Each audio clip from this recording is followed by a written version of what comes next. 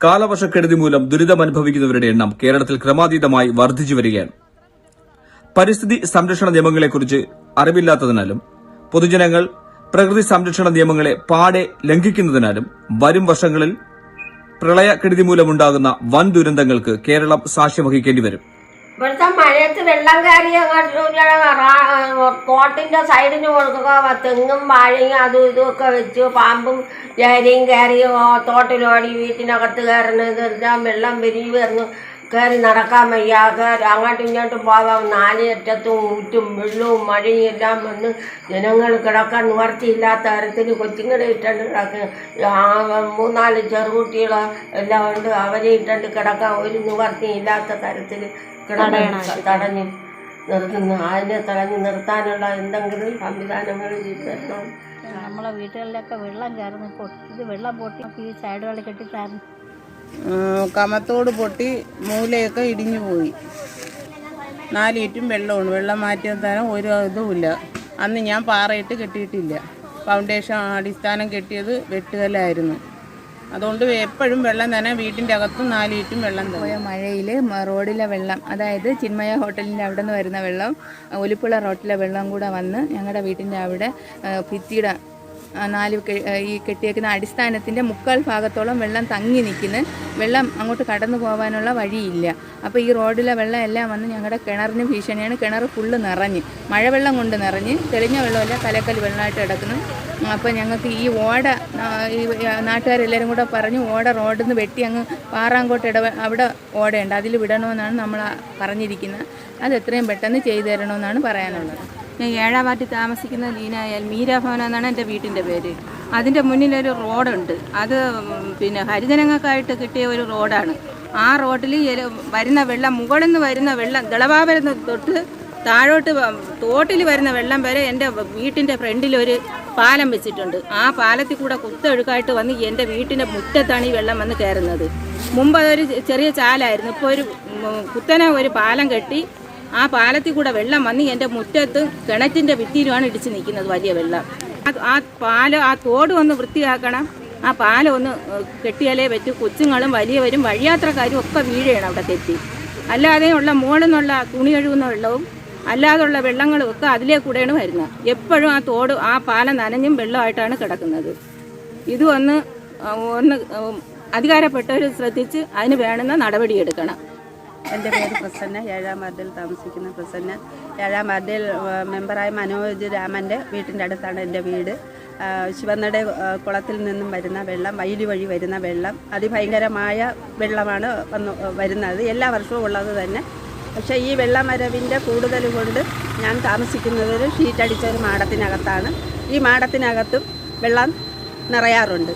ചുറ്റിനും താമസിക്കുന്നവർ ചാലുകൾ നികത്തി ചപ്പും ചവറും ചവറുകൾ വാരി നിരത്തിയിട്ട് നാശനഷ്ടങ്ങൾ ഉണ്ടായിക്കൊണ്ടിരിക്കുന്നത്. അതിനാൽ ഈ വെള്ളം ഒലിച്ചു പോകാൻ സാധ്യതയില്ലാത്തത് കൊണ്ട് കെട്ടി നിന്ന് ഇത് വീട്ടിനകത്ത് വെള്ളത്തിൻ്റെ ശല്യമുണ്ട്.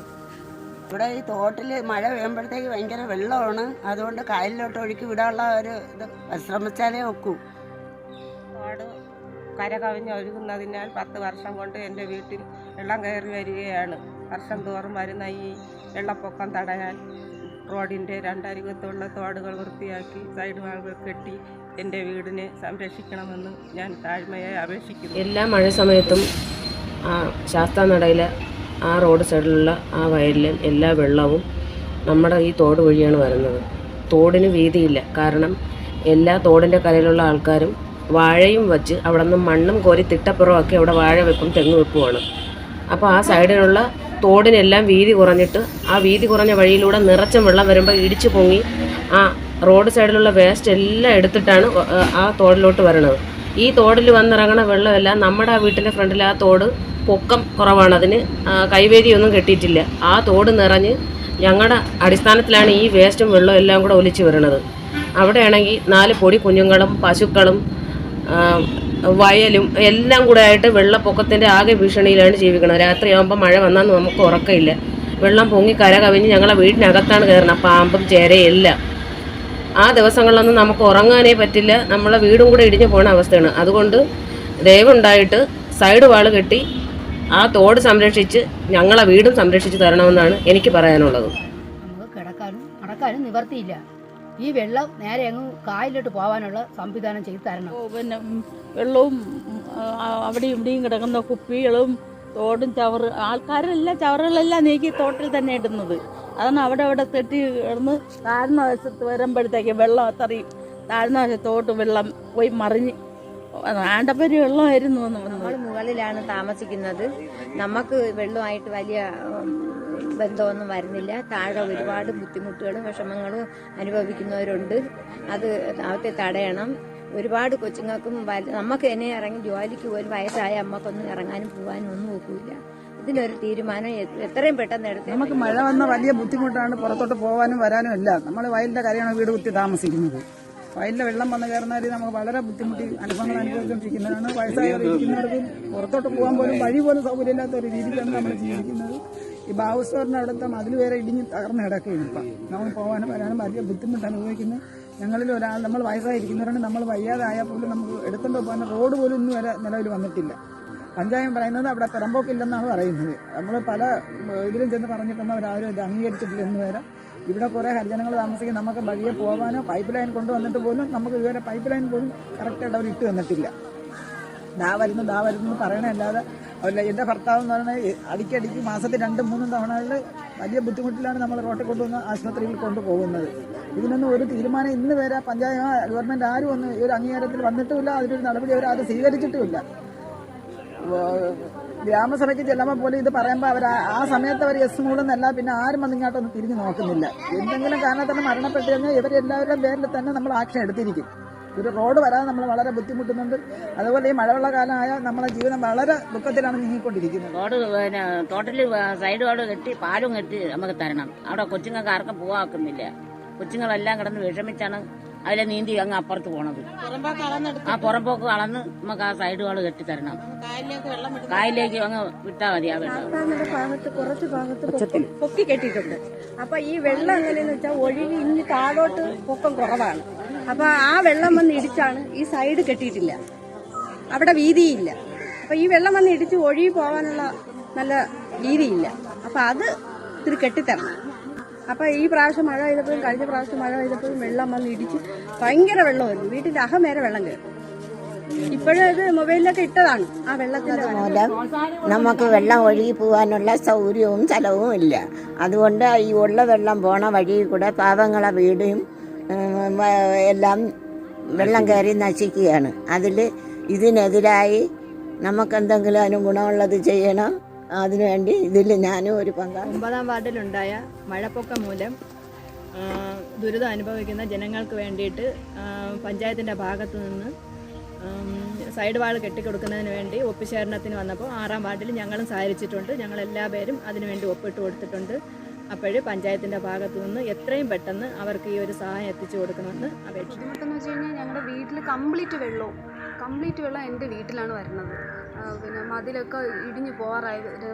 ഇത് മഴ പെയ്തു കഴിഞ്ഞാൽ ഞങ്ങൾക്ക് മുറ്റത്തോട്ട് ഇറങ്ങാൻ പറ്റാത്ത രീതിയിൽ വെള്ളപ്പൊക്കമാണ്. ഇത് സംരക്ഷിക്കാൻ റോഡിൽ എന്തെങ്കിലും ഒരു ഇത് ചെയ്യുന്നത്, ഈ ഒരു അടിയിലൊരു അണ്ടർ പാസേജ് കണക്ക് ചെറിയൊരു ഓട നിർമ്മിച്ചു കഴിഞ്ഞാൽ ആ വെള്ളം നേരെ കായലിലോട്ട്, ഇവിടെ താഴെ വയലാണ്, നേരെ അങ്ങോട്ട് വിട്ട് കഴിഞ്ഞാൽ ഞങ്ങൾക്കത് വലിയ ഉപകാരമായി തീരുമായിരുന്നു. ഇല്ലെങ്കിൽ ഞങ്ങൾക്ക് ഒന്നും ചെയ്യാൻ പറ്റില്ല. എൻ്റെ ഹസ്ബൻഡ് മരിച്ചുപോയി. അപ്പോൾ ഞാൻ ഒരു കടയിൽ പോയാണ് ജീവിക്കുന്നത്. എന്നെക്കൊണ്ട് വേറെ ഒരു നിവൃത്തിയില്ല. അപ്പം അങ്ങനത്തെ ഒരു അവസ്ഥയിലിരിക്കുകയാണ്. അപ്പോൾ എന്തെങ്കിലും ഒന്ന് ചെയ്തു കഴിഞ്ഞാൽ വലിയ ഉപകാരമായിരിക്കും. എത്രയോ വർഷങ്ങൾക്ക് ശിവനടയിൽ അങ്ങ് പോണ തോടാണ്. എത്രയോ വർഷം ഞാൻ ഇവിടെ വന്നിട്ട് 28 കൊല്ലം. അന്ന് ഞാൻ പറഞ്ഞില്ലേ ഈ വീതിയുള്ള തോടാണ്. ഇപ്പം ഇത്രയുള്ളൂ. ഇപ്പം വയലിൻ്റെ അപ്പുറത്തും ആൾക്കാരുണ്ട്. അവർക്ക് അന്ന് വെള്ളം വേണമെങ്കിൽ ഇവിടെ വേണം. എന്നാണ് ഒരു പെരുമ്പാമ്പിനെയും സർപ്പത്തിനെയും പിടിച്ച തോട്ടിൽ നിന്ന് ഞാൻ കൂടെ ഓടിയതാണ്. ലവം വന്നു ബാബാ സുരേഷിനെ വിളിച്ചു വരുത്തി പിടിച്ചുകൊണ്ടുപോയി. ഞാൻ 6-ാം വാർഡ് നിവാസിയാണ്. 9-ാം വാർഡിൽ ഈ കഴിഞ്ഞ പേമാരിയിൽ മഴയത്ത് അവിടെ റോഡിൻ്റെ സൈഡ് പൊക്കമില്ലാത്തതുകൊണ്ട് വെള്ളം കയറി പരിസരവാസികൾ വളരെ ദുരിതത്തിലാണ്. സൈഡ് വാൾ കെട്ടിക്കാൻ വേണ്ടി ഞങ്ങൾ മെമ്പറിൻ്റെ അടുത്ത് പല പ്രാവശ്യം പറഞ്ഞു, MLAക്ക് പരാതി കൊടുക്കാൻ പറഞ്ഞു. പക്ഷേ ഇവിടെ ഇത്രയും സൈഡ് വാൾ കെട്ടിയില്ലെന്നുണ്ടെങ്കിൽ വെള്ളം കയറി ആളുകളെ ഫൗണ്ടേഷനും എല്ലാം അടിച്ചെടുത്തുകൊണ്ട് പോകും. എന്നാൽ അവിടെ കൊണ്ടൊന്ന് തടയണ കെട്ടിയിരിക്കുന്നത്. തടയണ കെട്ടിയെടുത്ത് ആ വെള്ളം ചാടിയത് അവൻ്റെ വീടിൻ്റെ അവിടെ കിടക്കുന്ന മണ്ണ് കംപ്ലീറ്റ് അങ്ങ് പോയി. അപ്പോൾ ഇവിടെ തോട്ടി കിടക്കുന്ന മണ്ണ് അത് ആരെങ്കിലും കോരിയെടുത്തോട്ടെന്ന് പറഞ്ഞാൽ അത് സമ്മതിക്കില്ല, പഞ്ചായത്ത് സമ്മതിക്കില്ല. പക്ഷേ മണ്ണ് കോരിയില്ലെങ്കിൽ ഒരു കാരണവശാലും ഞങ്ങൾക്ക് ഇവിടെ ജീവിക്കാൻ പറ്റത്തില്ല. മണ്ണ് തൊളി കാര്യമെങ്കിലേ പറ്റൂ. തൊളി കോരണം. തൊളി ഉണ്ട്, മണ്ണുണ്ട്. അത് കോരി മാറ്റിയെങ്കിലേ പറ്റൂ. അത് ചെയ്യണമെന്ന് നമുക്ക് അത് ചെയ്യിപ്പിക്കും. ഈ സൈഡ് കെട്ടി പൊക്കിത്താണ്. ഞങ്ങൾക്ക് ഇവിടെ കിടക്കാൻ നിവർത്തിയില്ല. മഴ പെയ്താൽ ഞങ്ങളെ കൊച്ചുങ്ങളെ കൊണ്ട് ഞങ്ങൾ എവിടെ പോകണം? അതുകൊണ്ട് ഞങ്ങൾക്ക് ഇത് കെട്ടി തന്നെ പറ്റിയ സർക്കാർ, അല്ലെങ്കിൽ ഞങ്ങൾ ഇവിടെ കിടന്ന് ചാവും. പണ്ട് പുരാണ കാലം മുതലേ ഞാൻ ഇവിടെ ജീവിക്കുന്നതാണ്. എനിക്ക് 23 വയസ്സ് പ്രായമുണ്ട്.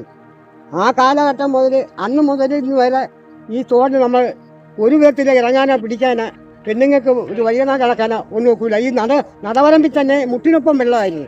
ഇപ്പോൾ ഒത്തിരി കുറവുണ്ട്. അപ്പോൾ അത് ഇത്രയും പെട്ടെന്ന് ഈ സൈഡ് വാള് കെട്ടുകയും പിന്നെ അതല്ല മാത്രമല്ല തല്ലുകുടിയന്മാർ വന്ന് കുപ്പിയും അതും ഇതൊക്കെ കുടിച്ചിട്ട് ആ ഗ്ലാസും കുപ്പിയൊക്കെ ഈ തോട്ടിലാണ് കളയുന്നത്. അപ്പോൾ വെള്ളം കെട്ടി നിന്ന് മറയുകയാണ് ചെയ്യുന്നത്. അത് എത്രയും പെട്ടെന്ന് അത് നിങ്ങൾ ദൈവത്തെ ഓർത്ത് അത് ചെയ്തു തന്നാൽ വളരെ ഉപകാരമായി. തോട് സംരക്ഷണത്തിന് വേണ്ടി സൈഡ് വാൾ കെട്ടുകയും യഥാസമയം വെള്ളം ഒഴുകി പോകത്തക്ക സൗകര്യം ചെയ്യുകയും നേരെ താഴെയുള്ള എല്ലാ വീട്ടുകളിലും തോട്ടിൽ നിന്നുള്ള വെള്ളം കയറുകയും ചെയ്യും. സംരക്ഷണം ആവശ്യമാണ്. അത് യഥാസമയം ഇടപെടേണ്ട അത്യാവശ്യമാണ്. തിരുവനന്തപുരം ജില്ലയിലെ വർക്കല ചെറുനീർ പ്രദേശത്ത് സ്വകാര്യ വ്യക്തികൾ തോടുകളും തണ്ണീർത്തടങ്ങളും കയ്യേറി വീതി കുറഞ്ഞതുമൂലം തോടുകൾ കരകവിഞ്ഞൊഴുകി പ്രദേശവാസികളുടെ വീടുകൾ വലിയ തോതിൽ വെള്ളപ്പൊക്ക ഭീഷണി നേരിടുന്നു. കനത്ത മഴയത്ത് വെള്ളത്തോടൊപ്പം മാലിന്യങ്ങളും ഇഴജന്തുക്കൾ വരെ വീടിനുള്ളിലേക്ക് ഒഴുകിയെത്തുന്നതിനാൽ കുട്ടികൾ ഉൾപ്പെടെയുള്ള കുടുംബങ്ങൾ അവരുടെ ജീവൻ തന്നെ അപകടത്തിലാകുമെന്ന ഭീതിയിലാണ്. ഗ്ലോബൽ മലയാളി സംഘടനയായ എസ്ഒസിയുടെ നേതൃത്വത്തിൽ ഈ പ്രശ്നം പരിഹരിക്കുന്നതിനായി ഒപ്പുസമാഹരണം നടത്തി പഞ്ചായത്ത് അധികൃതർക്ക് പരാതി നൽകിയിട്ടുണ്ട്.